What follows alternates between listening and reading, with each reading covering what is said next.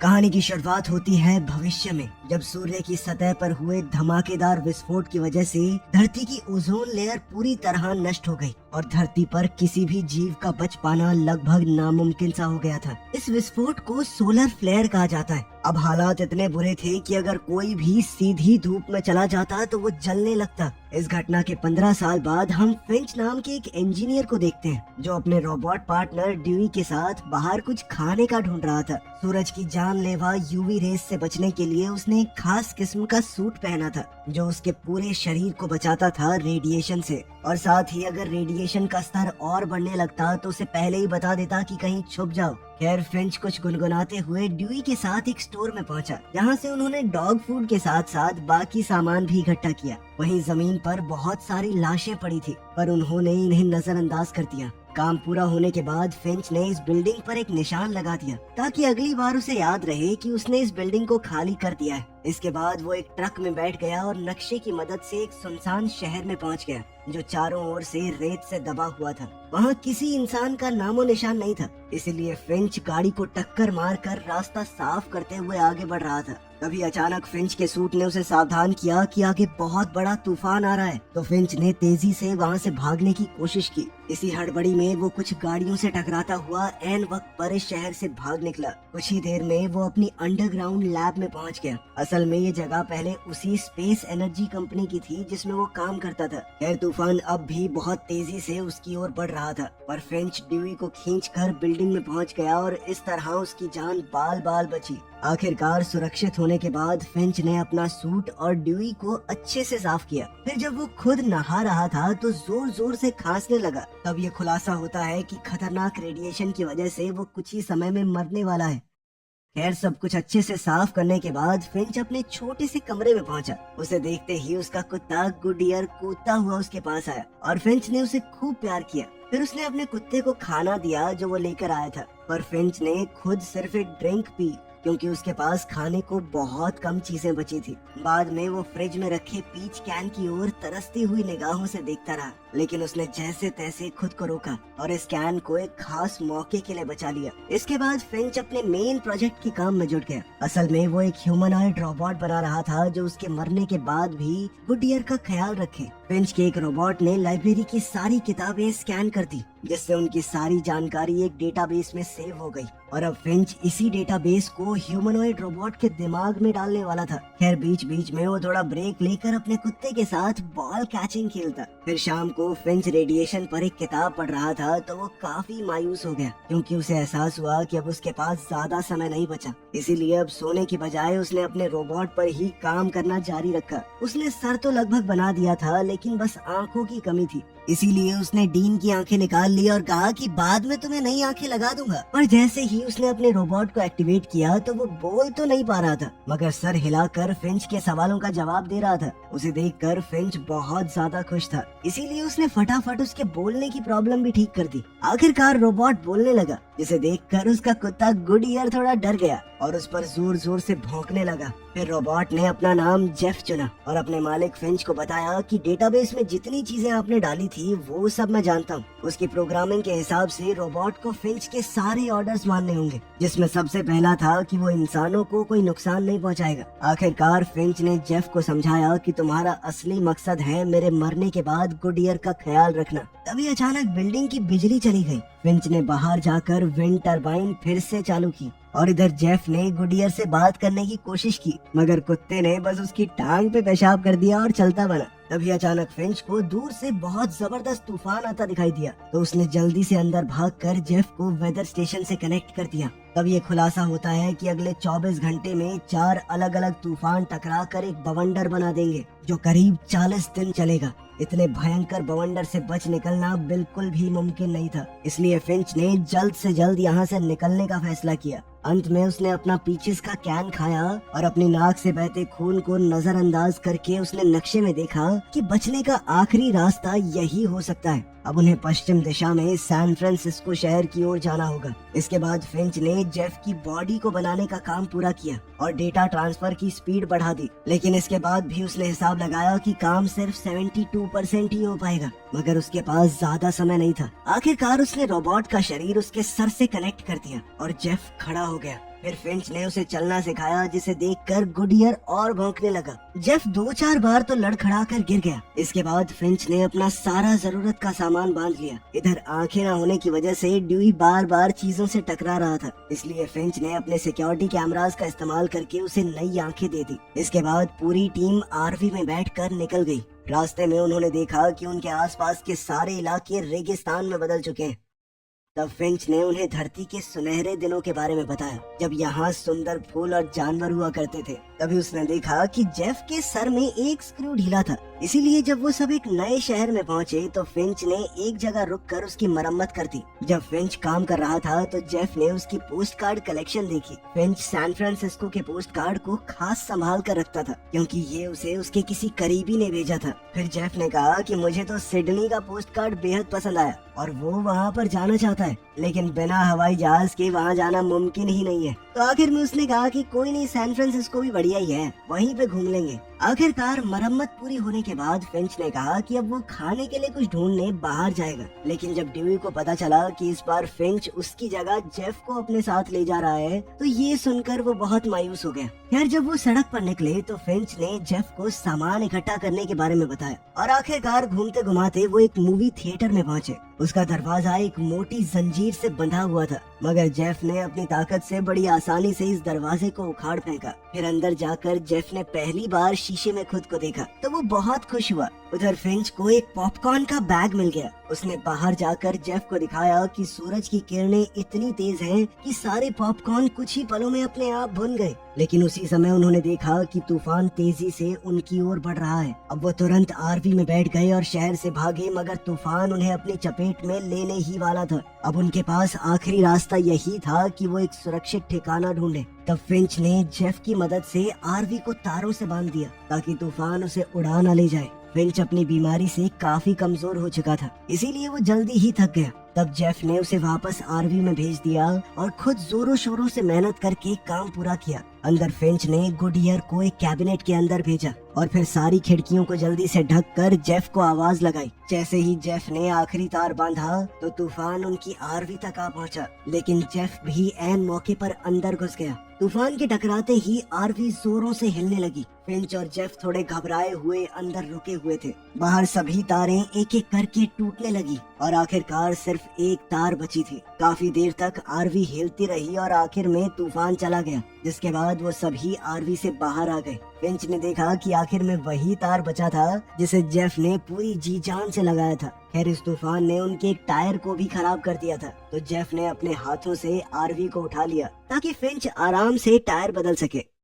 फिर पूरी टीम ने रात वहीं गुजार कर आराम किया। अगली सुबह उन्होंने सोलर पैनल्स खोले और फिर से अपने रास्ते पर निकल पड़े। बाद में जेफ भी गुडियर पर भौंकने लगा, क्योंकि उसे लग रहा था कि हो सकता है वो कुत्तों की भाषा सीख जाए। पर फिंच ने उसे समझाया कि चिंता मत करो, समय के साथ गुडियर तुम्हारे ऊपर भरोसा करना सीख जाएगा। बाद में जब वो रास्ते में थे तो जेफ ने उससे पूछा कि आखिर विश्वास होता क्या है, लेकिन फिंच को समझ नहीं आया कि आखिर वो उसे समझाए कैसे। तब उसने जेफ को एक कहानी सुनाई। जब वो अपनी पहली नौकरी में था तो उसके प्रोजेक्ट पर कोई भी ढंग से काम नहीं कर रहा था। तब फिंच ने अकेले ही सारी सॉफ्टवेयर प्रॉब्लम सॉल्व की थी, मगर जब नाम देने की बारी आई तो उसने पूरी टीम का नाम दे दिया कि सबने मिलकर ये काम किया है। इस तरह उसने सबका भरोसा जीत लिया। मगर जेफ को ये कहानी कुछ खास समझ नहीं आई। लेकिन उसी समय फिंच को बहुत जोर से खांसी होने लगी। तब वो ब्रेक लेने के लिए एक रेस्टोरेंट में रुक गए। उसने आरवी को एंट्रेंस पर छाया में पार्क कर दिया और बिना सूट पहने ही रेस्टोरेंट में भागा। और तभी उसने देखा कि मेरी खांसी में तो खून आ रहा है। अचानक उसे गुडियर के भौंकने की आवाजें आई,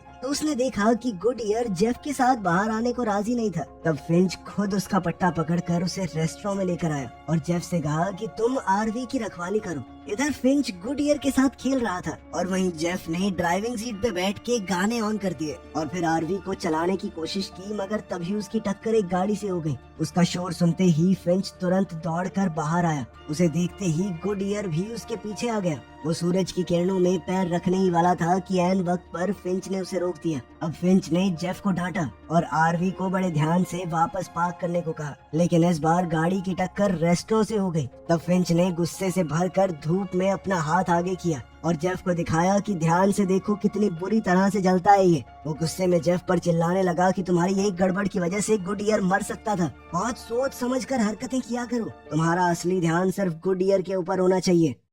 खैर बाद में जब वो अपनी मंजिल की ओर निकले तो फिंच ने देखा कि जेफ काफी उदास था। तो उसने सोचा कि मैं खुद जेफ को गाड़ी चलाना सिखाता हूँ। पहले तो जेफ को थोड़ी दिक्कत हुई और वो इधर उधर टकराता रहा, मगर जल्द ही उसे टेक्निक समझ आ गई और वो आराम से ड्राइव करने लगा। आखिरकार रात होने पर वो एक जगह रुक गए और मिलकर खूबसूरत नॉर्दर्न लाइट्स देखी। अब पृथ्वी की ओजोन लेयर खत्म हो चुकी थी तो बड़ी आसानी से साफ साफ दिख रही थी। जेफ ने पूछा कि अगर सूरज की इतनी दिक्कत है तो वो रात में सफर क्यों नहीं करते। तो फिंच ने बताया कि लोग दर दर भटक रहे हैं, बहुत सारे भूखे लोग हैं, परछाइयों में छुपकर ही हमला करते हैं। फिर अगली सुबह जेफ ने गुडईयर को भौंकते सुना तो वो दौड़कर फिंच के पास गया। फिंच को उल्टियाँ हो रही थी और वो बुरी तरह कांप रहा था। जेफ ने उसका काफी ध्यान रखा और फिर उसे आराम करने को कहा। अब वो खुद ड्राइव करने लगा और जल्दी ही नए शहर में जा पहुंचा। तब जेफ ने गुडईयर को फिंच के साथ रुकने को कहा और खुद ड्यूई को साथ लेकर कुछ खाने का ढूंढने निकल पड़ा। पहले वो एक हॉस्पिटल में घुसे लेकिन वहाँ पर ज्यादा कुछ नहीं मिला।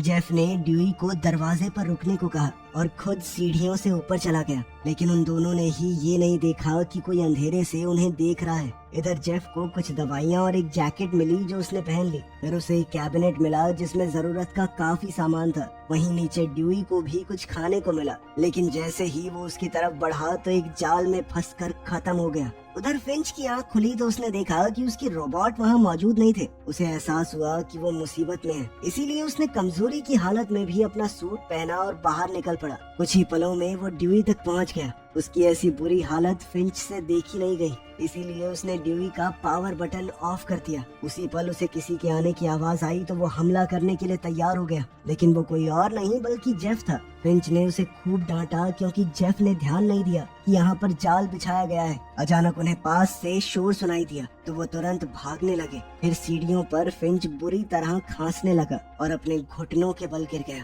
पर वो आवाजें तेजी से उनके करीब आ रही थी। तो जेफ ने फिंच को उठाया और दोनों तुरंत बिल्डिंग से बाहर आ गए। फिर वो जल्दी से आरवी तक पहुंचे और फटाफट वहां से भाग निकले।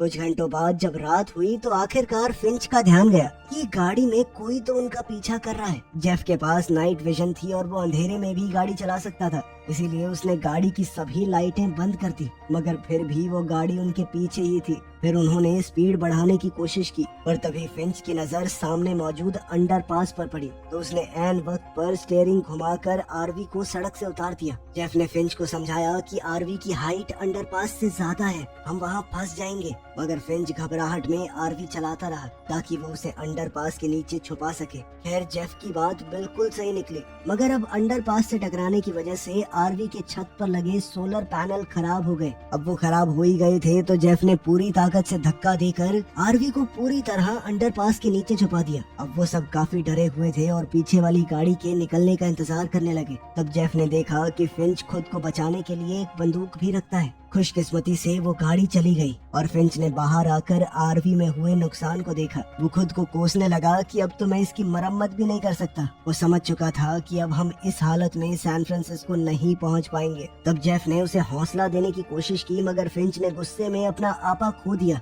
वो उसके ऊपर ही चिल्लाने लगा, मगर जेफ ने हिम्मत नहीं हारी और आरवी में जाकर कहा कि मुझे तुम्हारे ऊपर पूरा विश्वास है, तुम कुछ कर लोगे। तब फिंच ने उसे एक बार फिर एक कहानी सुनाई। शुरुआत में सोलर फ्लेयर के धमाके के बाद लोग अभी नए तौर तरीकों से जीना सीख ही रहे थे। तब फिंच एक सुपरमार्केट में पहुंचा और उसे नूडल्स का एक बैग मिला, लेकिन फिर उसने एक माँ बेटी को देखा जिनका कार्ट सामान से भरा पड़ा था। उस बच्ची के हाथों में बंदूक थी और उसकी माँ बार बार उसे यही कह रही थी कि अगर कोई भी दिखाई दे तो गोली मार देना। अब मौत के डर से फिंच वहीं छुपा रहा, लेकिन उसी समय एक गुंडा शॉटगन लेकर वहां पहुंच गया और उन दोनों से सामान मांगने लगा, लेकिन खींचातानी में उस गुंडे ने कई गोलियां चला दी। जब तक फिंच बाहर आया तब तक माँ बेटी दोनों मर चुके थे, पर तभी उसे एक आवाज सुनाई दी। उसने बच्ची का बैग देखा तो उसमें से एक सहमा हुआ पिल्ला निकला। उस दिन फिंच ने इस पिल्ले को अपनाकर उसका नाम गुडईयर रखा और हमेशा उसकी हिफाजत करने का फैसला किया। उसी दिन से उसने फैसला किया कि वो किसी पर विश्वास नहीं करेगा।